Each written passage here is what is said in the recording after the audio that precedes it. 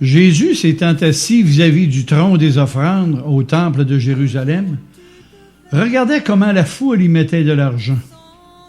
Plusieurs riches y mettaient beaucoup.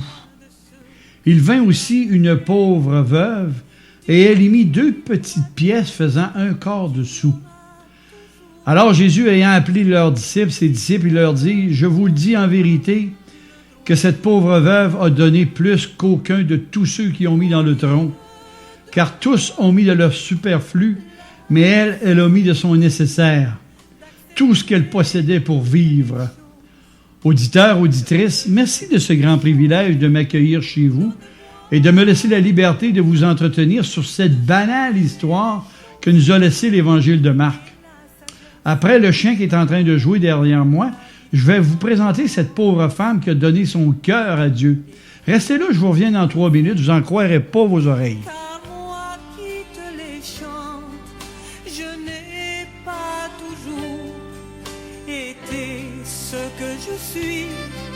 J'ai connu bien des pleurs, des paniques et des misères.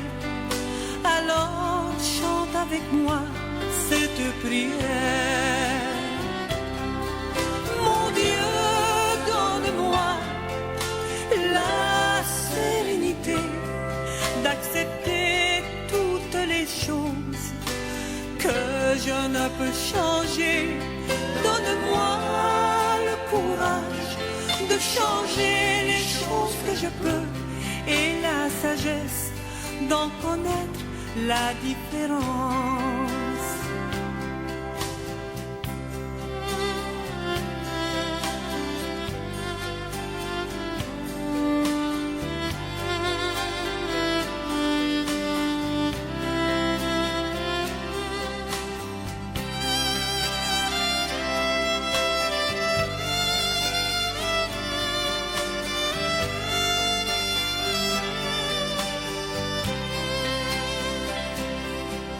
Tu devras aussi te prendre en main si tu veux changer ton destin.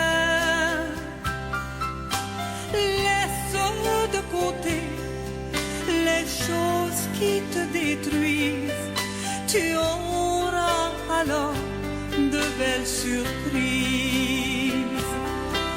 Mon Dieu, la sérénité d'accepter toutes les choses que je ne peux changer. Donne-moi le courage de changer les choses que je peux et la sagesse d'en connaître la différence. Pour toi chaque jour deviendra ensoleillé. Ton cœur s'ouvrira à l'amour.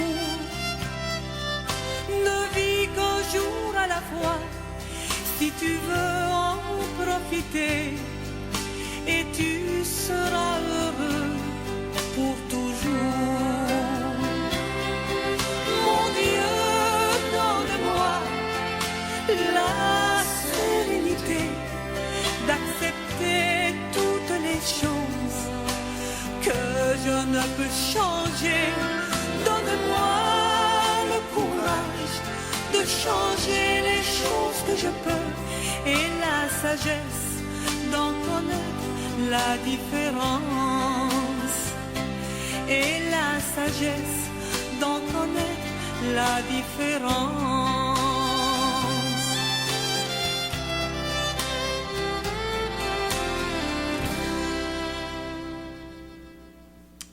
Auditeurs, auditrices, il n'y a pas un jour ou l'autre que vous avez entendu cette histoire de cette pauvre veuve qui avait à peine mis 1/4 de sou dans le tronc des offrandes au sortir du temple de Jérusalem. Vous savez, de nos jours, ça nous fait chaud au cœur de voir la structure de nos temples religieux ou églises. Mais qui peut se soucier à notre époque de l'entretien de ces magnifiques cathédrales? Serait-ce le corps dessous de cette pauvre veuve? Pour ma part, je ne le crois pas. Mais qui va me donner une réponse satisfaisante sur les commentaires de Jésus? En fait, pourquoi Marc et Luc ont pris la peine de nous relater une histoire aussi banale? Serait-il possible qu'au travers de cet incident banal dans la vie publique de Jésus, que ce dernier voulait en quelque part nous communiquer une leçon pour notre croissance spirituelle? Voilà ce que je vous propose aujourd'hui comme aliment spirituel au travers de la parole de Dieu. Ah, j'entends votre question. Qui était-elle? Qui était-elle? C'était un très grand spectacle que celui qui présentait le temple de Jérusalem. Le service terminé, la foule sortait et regagnait la ville. Les chants de louange avaient cessé dans ce sanctuaire et personne à cette époque n'aurait voulu manquer ces assemblées religieuses. Le temple représentait non seulement un édifice religieux, mais c'était le refuge de leurs souvenirs nationaux, leur gloire passée et de leur espérance d'un Messie libérateur. En fait, c'était le seul lieu de la terre de Judée que le pied brutal des Romains avait encore un peu respecté. À cette époque, lorsque les prêtres entonnaient les psaumes et que des milliers de voix leur répondaient, il y avait une émotion profonde qui s'emparait de cette nation juive qui frémissait sous le joug impérialisme de la Rome antique. Aussi, lorsque le Juif passait devant le trône des offrandes, qui devait servir à l'entretien de ce sanctuaire et du culte national, il déposait ses offrandes et avec un orgueil secret, il regagnait sa demeure, le front hautain et le cœur satisfait de son rite religieux. C'était donc un jour semblable à celui-ci. La foule descendait les marches du temple et on pouvait voir au premier rang la foule, on pouvait voir les pharisiens, au second rang les personnes de la noblesse, au troisième rang les travailleurs, et enfin à la basse classe. Et au travers de tous ces gens, Jésus voit au milieu de cette foule une femme à la démarche modeste, tranquille. Qui était-elle? D'où venait-elle? Comment vivait-elle? Oh, les évangiles sont muettes sur son passé. Mais la Bible dit simplement qu'elle était veuve, c'est-à-dire que son cœur avait été brisé dans ses affections les plus tendres. C'est-à-dire que la vie s'ouvrait devant elle solitaire, dépouillée, et tandis qu'elle voyait à ses côtés des êtres qui s'aimaient et d'autres qui regagnaient leur demeure, bien elle, de son côté, marchait lentement, car elle savait que personne ne l'accueillerait à son foyer, que nulle voix aimante ne la saluerait à son retour. Elle était veuve et elle était pauvre, c'est-à-dire doublement veuve parce que les consolations et les sympathies vont habituellement vers ceux d'un rang beaucoup plus distingué. Pauvre et veuve, c'est-à-dire que pour elle, l'existence se présentait comme une lutte sans arrêt contre la misère et la sombre perspective d'une mort solitaire. Pourtant, chers auditeurs, chères auditrices, vous qui la prenez en pitié, et qu'en plus vous vous apitoyez sur son sort, j'ai le plaisir puis j'ai le regret de vous dire que vous ne savez pas voir dans le cœur humain comme Jésus savait le faire. Vous savez, le Seigneur ne regarde pas à l'extérieur comme l'homme. L'homme regarde à ce qui frappe les yeux, mais le Seigneur, lui, regarde au cœur. Notez que la nature humaine, pour avoir la foi, exige des manifestations pseudo-spirituelles visibles pour croire. L'homme veut voir de ses yeux des miracles visibles, des guérisons physiques visibles, ou je ne sais quoi d'autre pour croire. Mais par contre, la foi biblique, elle ne s'appuiera que sur les promesses de Dieu écrites dans sa parole pour croire. Je me demande bien, moi, qui dit « Heureux ceux qui croient sans voir ». En tout cas, sous ses vêtements de deuil, cette pauvre femme a dans son cœur une paix et une joie qui nous dépassent. Pourquoi? Tout simplement parce que cette femme a trouvé son Dieu dans le temple de son cœur. Cette pauvre femme possède en elle la Shekinah de Dieu. La Shekinah de Dieu en elle, c'est-à-dire la présence de Dieu dans le tabernacle de son âme, ou encore mieux, Dieu habite dans le temple de son cœur. Et pendant que d'autres sont satisfaits de leur culte social au travers de leurs rituels religieux, elle, de son côté, a saisi par son cœur ce que les sacrificateurs d'Israël assis dans la chair de Moïse n'ont pas saisi, c'est-à-dire l'amour et la compassion de Dieu. Elle a vu dans la Torah juive ce que Dieu a promis aux malheureux, aux malheureuses. C'est-à-dire que des liens étroits se sont formés entre elle et son Père céleste. Et j'oserais dire, passez-moi l'expression, son visage ne fut plus le même, car Dieu était en elle. Elle a compris ce que le mot « aimer » veut dire. Aimer, c'est le cœur qui chante, le regard qui sourit et quelques souvenirs qui pleurent. En fait, ce qui lui manque du côté de la terre, elle l'a trouvé du côté du ciel. L'histoire de cette femme obscure est, dans un certain sens, en train de nous couvrir de honte en ce qui concerne le spirituel. Il me semble la voir lorsque les Lévites ont exalté la gloire de Dieu par des cantiques. Oh là là, c'était une grande ferveur qu'elle s'y est associée. Comme elle a dû trouver consolantes les paroles du psaume 45 qui dit « Dieu prend soin avec équité d'une pauvre veuve ». Tout ce que je vous dis, là, cette femme l'a comprise. Elle l'a cru du fond de son cœur. Les louanges sont montées à ses lèvres comme le langage naturel de l'amour, de la reconnaissance. C'est elle, la pauvre déshéritée, que tous plaignaient. C'est elle qui, dans cette assemblée, a su proclamer la grâce et la bonté du Seigneur. Mais cette reconnaissance qui remplit son âme, elle veut l'exprimer par une action. Elle a chanté les louanges de Dieu, oui. Son cœur a dansé l'enchantement avec le Seigneur. Elle a rendu son culte, mais ça ne lui suffit pas. Elle veut contribuer en apportant son offrande pour l'entretien de ce temple. Pardonnez-moi. Comment va-t-elle faire? Hélas, elle est pauvre et ne possède qu'un quart de sou. De plus, quelle est la valeur de ce denier pour l'entretien d'un temple si magnifique? Avec un denier, on peut à peine remplacer une petite pierre usée, ou encore acheter quelques graines d'encens, peut-être acheter une tourterelle pour le sacrifice, ou pire, acheter un peu de farine d'expiation. Et pourtant, ce denier pourrait sûrement lui procurer un peu de pain pour sa subsistance d'un jour, n'est-ce pas? D'un autre côté, à supposer que cette offrande, si petite qu'elle soit, peut contribuer à l'embellissement du sanctuaire, serait-ce à elle de le faire? L'Évangile nous dit qu'elle était pauvre. Peut-elle se priver de tout ce qu'elle possède? En fait, ce sont les responsabilités des riches de le faire, croyez-vous pas? Je suis presque certain que ses pensées ont dû traverser son cœur, et même le vôtre. Mais elle ne s'y arrête pas. Recueillie et inaperçue, elle laisse tomber dans le tronc des offrandes sa chétive au bol. Pauvre femme, qui donc l'a vue? Hélas, le monde l'oublie comme il oublie tant de dévouements silencieux et de sacrifices inconnus d'une pauvre veuve. Ou pour vous, chers auditeurs, auditrices, est-ce que vous vous souvenez de tout ce que votre maman a fait pour vous dans votre jeunesse? Qui l'a vu? Écoutez, je vais faire mon possible pour essayer de trouver dans mon texte une application pratique sur le récit de cette pauvre veuve, avec l'aide de l'Esprit de Jésus, évidemment. Comme je disais que parmi tout ce monde, qui a vu cette femme? Dans cette foule estimée à des milliers de gens, il y en a un seul qui lui a porté attention et dont son regard la suit avec une tendre sympathie.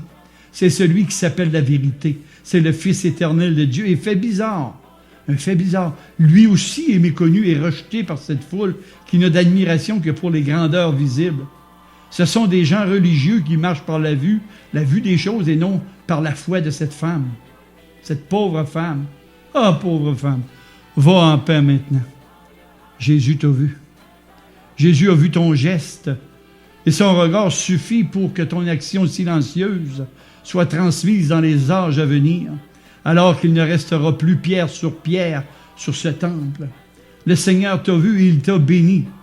Tu peux maintenant aller en paix car tu ne le rencontreras peut-être plus sur cette terre.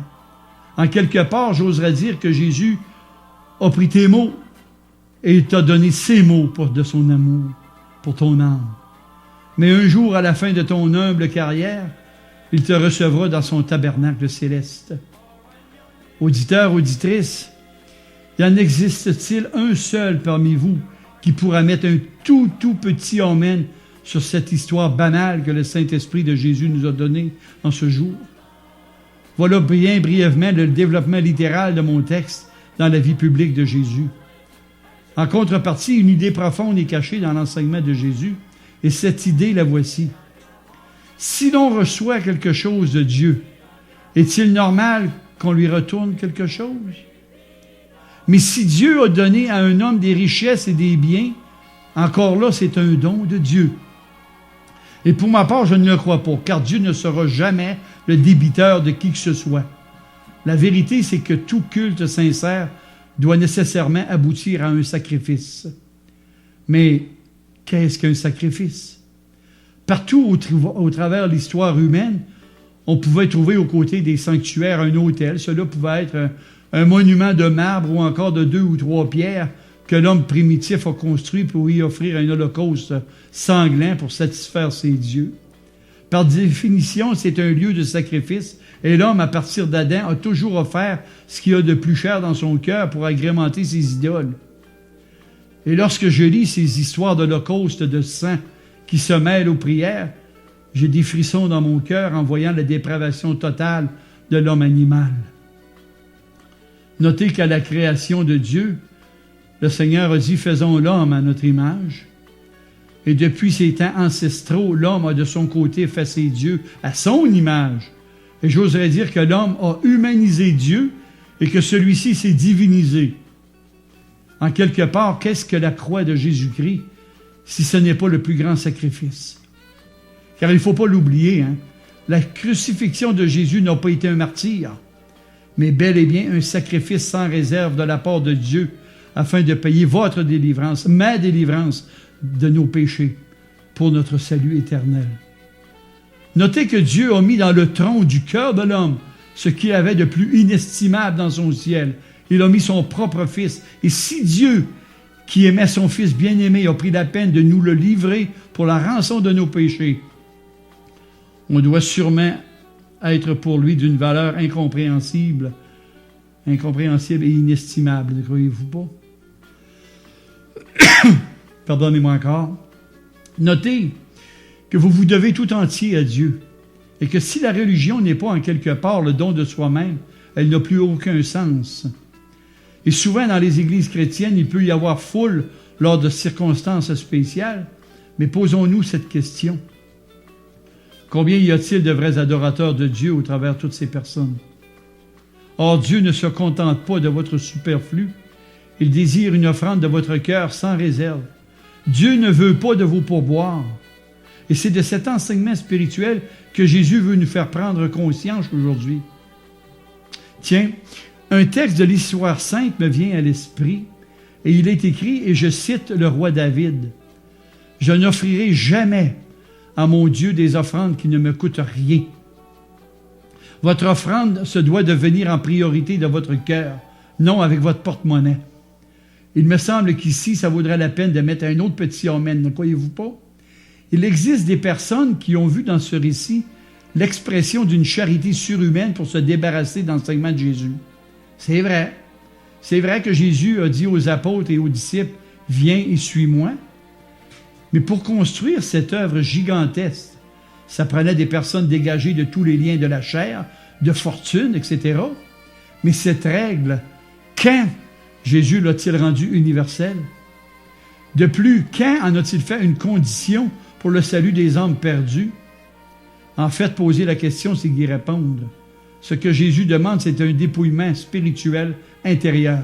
Car Jésus regarde au cœur de la main qui donne, ou plutôt qui se donne à Dieu.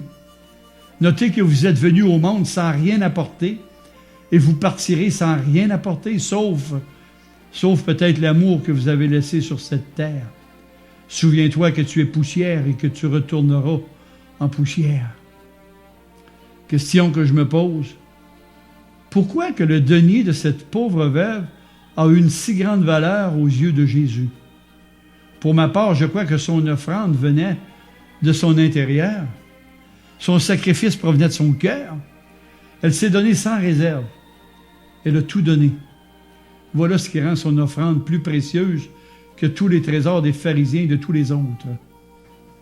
Oh, il ne s'agit pas de donner votre fortune ou de votre nécessaire. Il s'agit, en prenant l'esprit de mon texte, si comme cette pauvre veuve, vous vous êtes donné tout entier et sans réserve à Dieu. Donner à Dieu son superflu à celui à qui on doit tout, ce genre de raisonnement, je le comprends chez l'incrédule, mais chez un chrétien, je ne peux pas le comprendre. Les Saintes Écritures nous disent ceci. Mais si Dieu a donné à un homme des richesses temporelles, s'il l'a rendu capable d'exécuter toutes sortes d'ouvrages, d'art, garde-toi de dire dans ton cœur, ma force et ma puissance m'ont acquise ces richesses. Souviens-toi du Seigneur, ton Dieu, car c'est lui qui t'a donné ses talents pour les acquérir. Honore le Seigneur avec tes biens qu'il t'a prêtés. Et de plus, lorsque tu donnes, arrange-toi donc pour que ta main droite ignore ce qu'elle fait de la main gauche. Cela t'évitera de te glorifier en quelque part. D'ailleurs, tous les dons matériels et spirituels sur la terre proviennent de Dieu. Dieu, dans sa providence et sa souveraineté, contrôle tout sur la terre et il prend soin des petits oiseaux comme cette veuve et l'orphelin. Est-ce que vous connaissez ce grand Dieu comme cette pauvre veuve de mon texte? Connaissez-vous ce grand Dieu qui vous aime d'un amour qui frôle la folie? C'est de ce Dieu-là qui vous a envoyé son Fils unique pour vous sauver d'une perdition éternelle. Ou plutôt, je me reprends. Êtes-vous connu de ce grand Dieu? C'est une autre question. Cette pauvre veuve a donné un quart de sou dans le tronc des offrandes. Et maintenant, bien, il y a un scrupule qui saisit mon esprit en terminant. Auditeur, auditrice, je crains de ne pas avoir été fidèle au récit de mon texte. Qu'est-ce que je vois dans ce récit? Une pauvre veuve donnant à Dieu tout ce qu'elle possédait pour vivre. J'ai démontré que c'était un sacrifice intérieur. Car si cette femme, il ne faut pas l'oublier, aura eu un moindre sentiment d'orgueil, son action n'aura eu aucune valeur aux yeux de Jésus. C'est donc de l'intérieur qu'il faut regarder. C'est par là qu'elle nous sert de modèle. Nous devons nous donner nous-mêmes à Dieu. Tout cela est cartésien, c'est vrai, c'est réaliste, c'est rationnel. Mais elle a tout donné. Elle s'est abandonnée complètement dans les bras du Seigneur. Oh, je ne peux pas me débarrasser de ce fait. Auditeur, auditrice, je ne suis pas satisfait de mes explications, ni de mes réflexions sur ce récit biblique dans les évangiles. Elle a tout donné. Montrez-moi donc aujourd'hui des chrétiens qui se sont fait pauvres pour le Christ, et de mon côté, je vous montrerai des hommes qui ont tout donné pour leur patrie. Je m'humilie et courbe ma tête et mon cœur de honte lorsque j'entends les paroles de Jésus au sortir du temple de Jérusalem, que tous ont mis de leur superflu. Il n'a pas dit quelques-uns, il a dit tous. Saisissez-vous de la profondeur des paroles de Jésus maintenant? Cette pauvre femme a mis son nécessaire. Tout ce qu'elle possédait pour vivre, en fait, si je comprends bien, c'est sa propre vie qu'elle a mis dans le tronc des offrandes. Je ne comprends pas comment j'ai pu analyser ce texte d'une manière aussi mauvaise. Je ne suis pas satisfait de cette étude. Et d'un autre côté, je suis gêné lorsque j'entends l'Évangile me dire que Dieu a tellement aimé le monde qu'il a donné. Il a donné son Fils unique dans le tronc du cœur de l'homme afin que ce dernier ait la vie éternelle. Dieu a tout donné à la croix du calvaire. Tous ont donné de leur superflu. Ce mot de Jésus désarme tous mes arguments. Et l'analyse de mon texte, elle a tout donné à Dieu, tout ce qu'elle avait pour vivre. Auditeur, auditrice, je vous demande pardon. Je me couvre le cœur avec de la poussière et de la cendre parce que je n'ai pas d'autre explication à vous donner. Elle a tout donné. Elle a tiré de sa pauvreté le plus magnifique trésor qui ait jamais glorifié le Dieu de l'univers. Amen et Amen.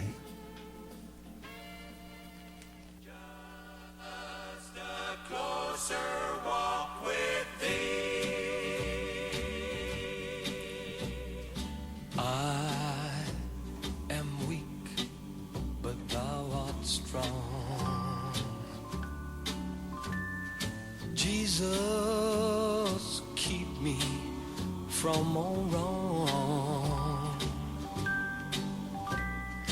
I'll be satisfied as long